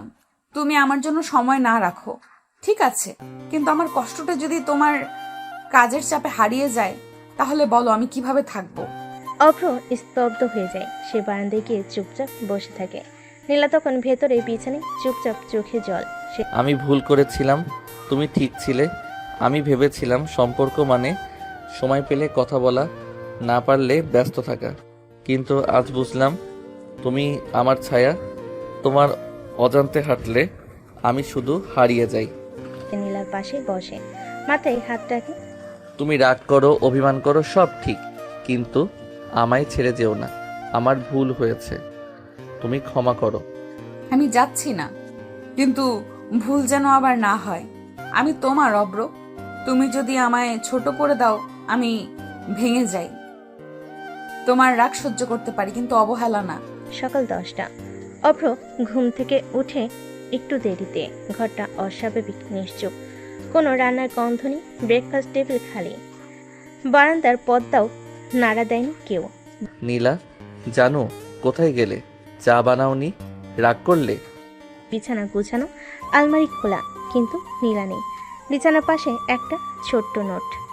আজ একটু নিজের জন্য বের হয়েছি, তুমি কবে আমাকে সময় দিবে সেটা জানি না, তাই আজ আমি নিজেই নিজেকে সময় দিলাম। তোমার খাবার ফ্রিজে আছে, খেয়ে নিও। নীলা। অভ্র প্রথমে রেগে যায়। আরে বলেই তো যেতে পারতো, এসব ড্রামা না করলে চলে। কিন্তু ঘন্টা খানেক পর চা বানাতে গিয়ে চিনি খুঁজে পায় না, জামাটা খুঁজে পায় না, মোজাটা এক এক রুমে খুঁজে ফেরে খাবার গরম করতে গিয়ে মনে পড়ে রান্নাটা সে কি গরম করতে জানে। এইটুকু সময় বুঝি তুমি না থাকলে আমি একদম অচল। তুমি আমাকে শুধু ভালোবাসো না, তোমাকেই আমার প্রয়োজন। দুপুর 2টা। অভ্র ফোন করে, রিং যায়। নীলা ধরে না। অভ্র চুপচাপ বসে থাকে সোফায়, ফোন হাতে। তারপরে একটা কাগজ কলম নিয়ে বসে। নীলা, তুমি না থাকলে আমার সকালে উঠতে ইচ্ছা করে না, চা খেতে ভালো লাগে না, ঘরের বাতাসটাও ভারী ভারী লাগে।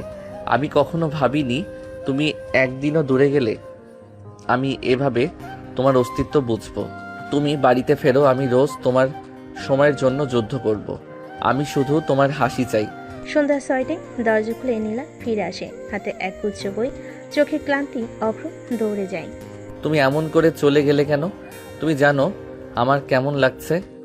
আমি তো রোজই একা থাকি অব্র, তুমি অফিসে, তুমি ফোনে, তুমি মিটিংয়ে। আমার একদিন বের হওয়া কি তোমার একা থাকার সমান? না রে, একটু না। তুমি না থাকলে আমি এক কাপ চাও খুঁজে পাই না। তোর অভিমান আমার জীবন কাঁপিয়ে দেয়। তুমি আবার এমন করে গেলে আমি মরে যাব রে। পরের দিন সকাল 8টা। নীলা ঘুমিয়ে। হঠাৎ ঘুম ভাঙে টেবিল ঘড়িতে অদ্ভুত শব্দে। ঘড়িতে অ্যালার্ম বাজছে। বউ, ও বউ, আজকে তোমার রাজা জেগে গেছে। এই আবার কি নাটক শুরু করলে? ঘরের মধ্যে প্রবেশ করে অভ্র ট্রে হাতে। চাই বিস্কিট নেই, বরং বিস্কিটের জায়গায় আছে একটি গোলাপ। নীলা অবাক হয়ে বলে, তুমি এত সকালে জাগলে কেন? তুমি তো রোজ আমাকে ভালোবাসো, আজ আমি তোমার পায়ে হাত দিয়ে বলছি, আজ আমি তোকেই ভালোবাসবো। সে টেনে নীলাকে নিয়ে যায় বারান্দায়। ওখানে চেয়ারে সাজানো গায়ে ঢাকা গামছা, কিনে হেডফোন চলছে প্রেমের গান। আর অভ্র বলছে, আজ তুমি গান শুনবে, আমি তোমার পায়ের আঙ্গুল নেল পালিশ লাগাবো। তুমি পাগল, এসব কোথা থেকে শিখেছো? তোমার চোখের হাসির ক্লাস থেকেই তো। তুমি হাসলে আমার জীবনটা বুঝি সব রঙে ভরে যায়। দুপুরে তারা একসাথে মুভি দেখে, চেনে না এমন এক প্রেম। আলুর চপ বানাই দুজনে মিলে। চুলা জ্বালাই অভ্র, শাসার পুড়ে যায়। তুমি এই জন্যই বলছো আমি রাঁধবো? তুমি শুধু পোড়াতে জানো। তুমি রেগে গেলে তো? তুমি রাগ করলেই আমি জানি আজ রাতে একটা কফি মিস করব। তাই চপ পুড়ুক, তুমি পুরো না। রাত 9টা। হঠাৎ বিদ্যুৎ চলে যায়। নীলা হঠাৎ আটকে ওঠে। অব্র, আলো গেল। আরে আলো গেছে তো কি হয়েছে? তুমি তো আছো, তুমি তো আমার সব আলো। এত নকল প্রেমিকের ডায়লগ না মারলে হয় না?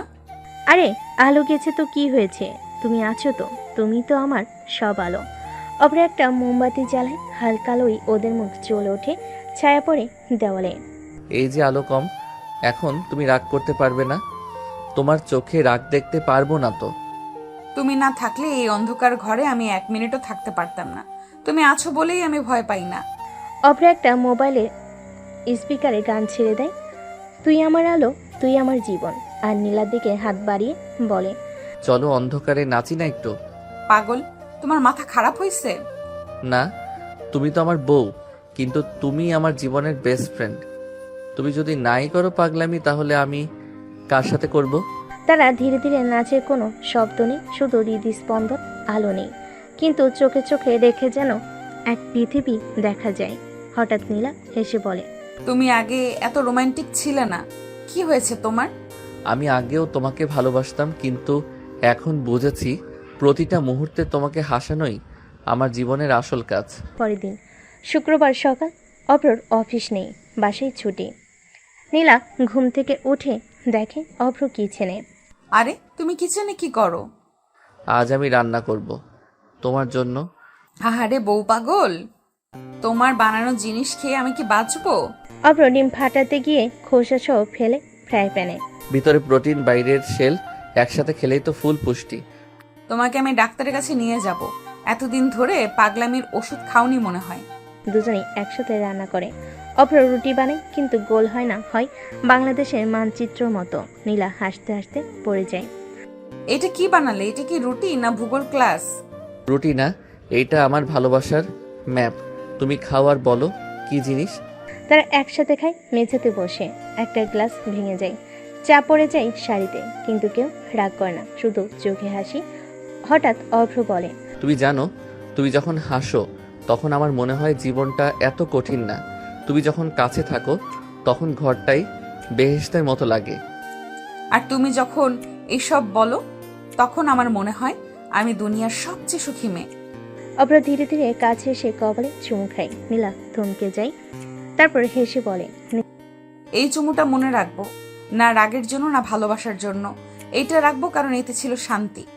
তুমি ছিলে, আমি ছিলাম, আর কিছু ছিল না। নীলা চোখ নামিয়ে রাখে অভ্রর মুখের দিকে, আর তাকাতে পারে না, যেন কপালে সেই চুমুতে সমস্ত আবেগ গলে গেছে। হঠাৎ একটুখানি বাতাস জানালার পর্দা উড়িয়ে দেয়, চারপাশে একটা নিস্তব্ধতা নেমে আসে। আমি চাই এই শান্তিটা সারা জীবন থাকুক। তুমি আমার পাশে থাকলেই হয়, বাকিটা আমি সামলাবো। আর যদি আমি না থাকি? তবে এই দুনিয়া থাকলেও আমার কিছু থাকবে না, কারণ আমার সবকিছুই তুমি। এক মুহূর্ত নীরবতা, তারপর, তুমি জানো এই কথাগুলোর ওজন কত? আমি এসব শুনে আবার ভেঙে পড়ি অব্র। আমি আর ভাঙতে চাই না। তুমি ভাঙলেও আমি তোমায় আবার জোড়া লাগাবো। তুমি কষ্ট পেলে আমি কাঁদবো, তুমি হাসলে আমি বাঁচবো, তুমি থাকলে আমি হব। নীলার চোখ চিকচিক করে, ঠোঁটে লুকানো হাসি। পাগল, এইভাবে বলো না এসব। আমি তোর জন্য নিজের সব ছেড়ে দিতে পারি, তুমি শুধু আমায় ছেড়ে যেও না। আমি কোনোদিন না। তুমি আকাশ হলে আমি হব তোমারই নীল রং। সেই রাতে জানালার বাইরে বৃষ্টির রিমঝিম শব্দে যেন পুরো পৃথিবী থেমে গিয়েছিল। অভ্র নীলা বসেছিল পাশাপাশি। একটা নতুন জীবনের শুরুতে কোনো ভয় ছিল না, কোনো সংকোচ না, শুধু ছিল ভালোবাসা আর একটা প্রতিশ্রুতি, সারা জীবন একসাথে থাকার। তুমিই তো আমায় সবসময় সাহস দাও, কিন্তু আমি মাঝে মাঝে ভয় পাই অব্র। ভবিষ্যৎ কেমন হবে জানি না।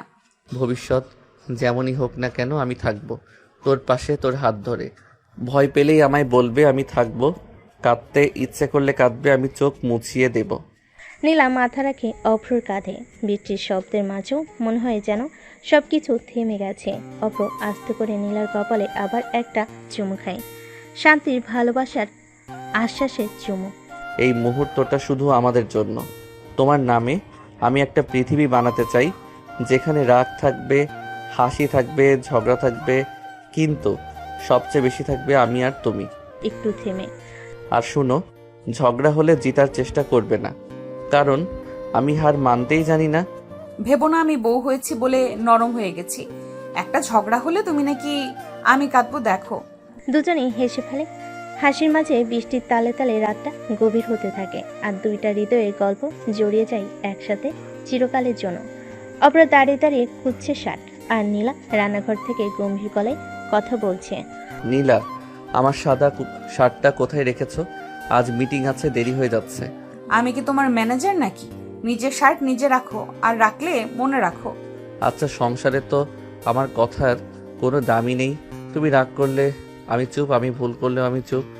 তুমি চুপ বলেই তো সংসারটা শান্তিতে চলছে, আর আমি থাকলে তুমি চুপ করেই কান্না করতে।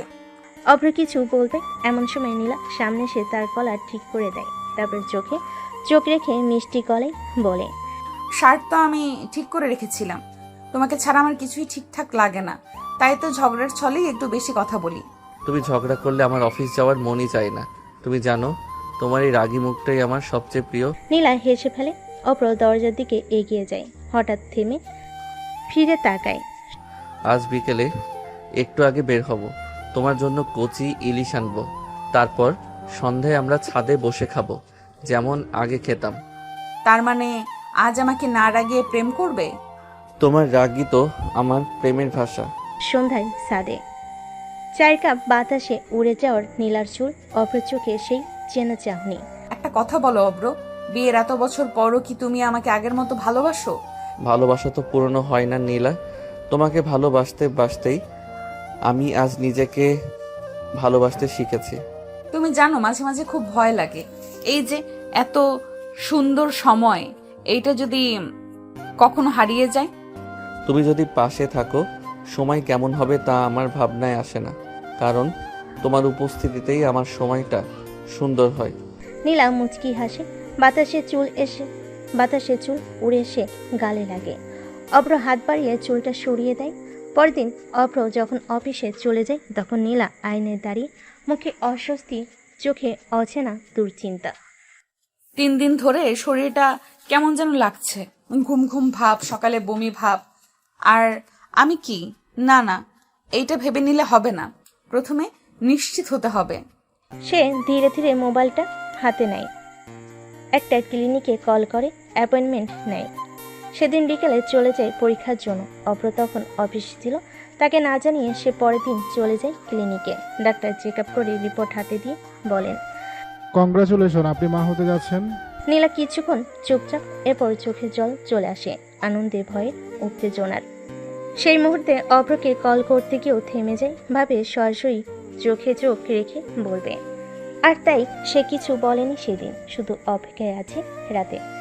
তুমি কেমন জানো, শান্ত দুপুরে একটা মেঘলা আকাশের মতো, একটু রাগ, একটু মায়া, একটু ভয়, আর সবচেয়ে বেশি ভালোবাসা। আমি কিন্তু আর আগের মতো নেই। বিয়ের পর আমার চিন্তাগুলো বদলে গেছে অব্র। আগে শুধু ভাবতাম তুমি আমায় ভালোবাসো কিনা, এখন ভাবি তুমি ক্লান্ত হয়ে গেলে তোমার পাশে বসে থাকতে পারছি কিনা, তোমার চায়ের কাপটা হাতে ধরিয়ে দিচ্ছি কিনা। এটাই তো ভালোবাসা নীলা। ভালোবাসা মানেই তো তুমি বলো না, তবু আমি বুঝে যাই। তুমি চুপ থাকো, তবু আমি পাশে থাকি। একটা দীর্ঘ নীরবতা, কিন্তু সেই নীরবতায় ভরা থাকে হাজারো না বলা কথা। হঠাৎ নীলা অভ্রের কাঁধে মাথা রেখে দেয়। তুমি যদি কখনো দূরে চলে যাও, তাহলে আমি কিভাবে বাঁচবো অব্র?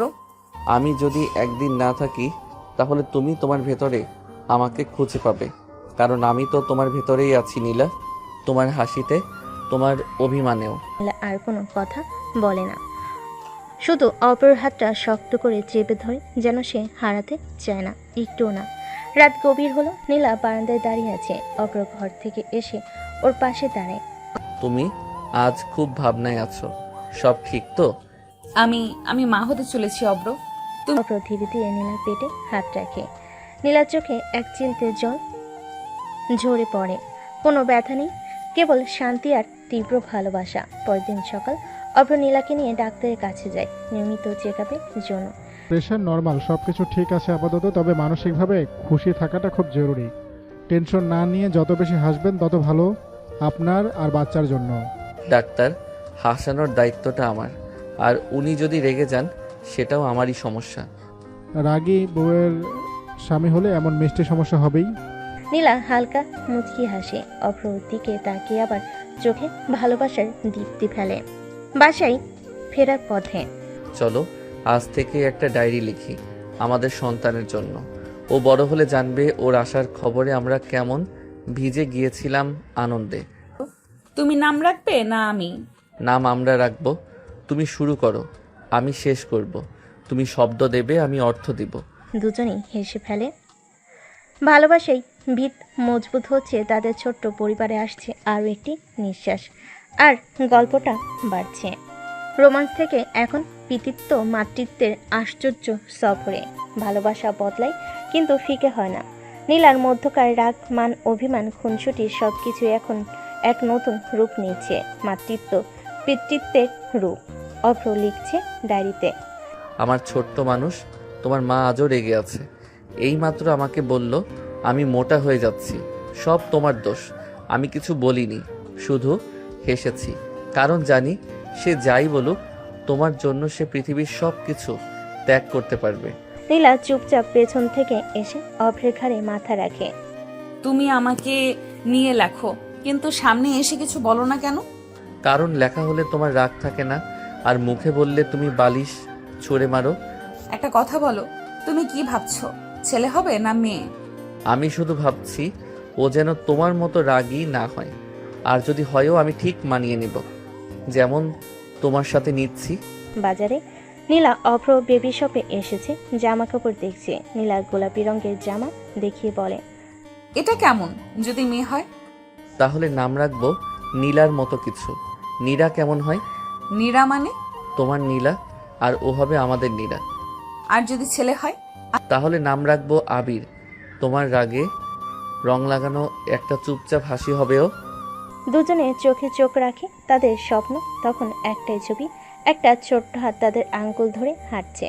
নীলা, আজ তোমায় খুব পরিশ্রান্ত লাগছে, একটু শুয়ে নাও, আমি আজ রান্না করে ফেলি। আচ্ছা আম্মু। শাশুড়ি কাছে এসে ওর মাথায় হাত রাখে। রাতে অপরর হাতে পুটলি জামা কাপড়। সব কিনে ফেলেছি, শুধু একটা জিনিস বাদ, তোমার রাগ কমানোর যন্ত্র। সে তো কোনো দোকানে পাওয়া যায় না, তোমার ভালোবাসাতেই সেটা লুকিয়ে থাকে। কয়দিন কেটে যাচ্ছিল শান্তিতে। নীলা এখন আগের মতো চট করে রেগে যায় না, আর অভ্র এখন আগের চেয়ে বেশি যত্নশীল। যেন নীলার পায়ের শব্দ শুনেই বুঝে যায় ওর পেট ব্যথা করছে কিনা। এক সন্ধ্যায় নীলা হঠাৎ চুপচাপ বারান্দায় দাঁড়িয়ে থাকে। অভ্র এসে পাশে দাঁড়ায়। কি হয়েছে আজ এত চুপ কেন? ভয় লাগছে। জানো, সবাই বলে মা হওয়া সহজ না। যদি আমি কোনো ভুল করে ফেলি, যদি আমার কারণে। চুপ করো। তুমি যদি একটা ভুল করো আমি 10টা ঠিক করে দেব। আর তুমি কারো মা নাও, শুধু তুমি আমার জীবন। তুমি যদি থাকো সব ঠিক থাকবে। নীলা চোখের জল জমি ওর কাঁধে মাথা রাখে। বাতাস বইছে, যেন তারাও এই নবাগত অতিথির অপেক্ষায়। পরের দিন ভোরবেলা হঠাৎ ব্যথা শুরু হয়। নীলা ঘুম থেকে উঠে হঠাৎ বুক চেপে বসে পড়ে। কথা বলতে পারছে না। অভ্র পাশে ঘুমাচ্ছিল। অভ্র, অভ্র, আমি আর পারছি না। অভ্র চোখ মেলে দেখে নীলার মুখ সাদা হয়ে গেছে। সে তড়িঘড়ি করে ওকে কোলে তুলে নেয়। তুমি কিছু বলো না, আমি আছি, সব ঠিক হয়ে যাবে। প্লিজ চোখ বন্ধ করো না। হাসপাতালে নার্সরা দৌড়াচ্ছে, ডাক্তাররাও ব্যস্ত। অভ্র চোখ ছলছল করে। বাইরে বসে সে একটানা দোয়া করছে, মনে মনে বলছে, হে আল্লাহ, তুমি আমার কিছু নাও, কিন্তু ওদের কিছু করো না। ও আমার সব, আর ওর ভেতরের মানুষটা আমার ভবিষ্যৎ। তুমি চাইলে আমি সব হারিয়ে বসে থাকব, কিন্তু ওদের কিছু হলে আমি ভেঙে যাব। কিছুক্ষণ পর ডাক্তারের মুখে হাসি। অভিনন্দন, আপনি বাবা হয়েছেন, একটা ফুটফুটে মেয়ে হয়েছে। মেয়ে দুজনেই সুস্থ আছেন। অপরের চোখে জল আসে। সে চুপচাপ ছুটে যায় কেবিনে, ঢুকে পড়ে। ভেতরে ঢুকে দেখে নীলা মাথা ঘুরিয়ে ওর দিকে তাকিয়ে আছে।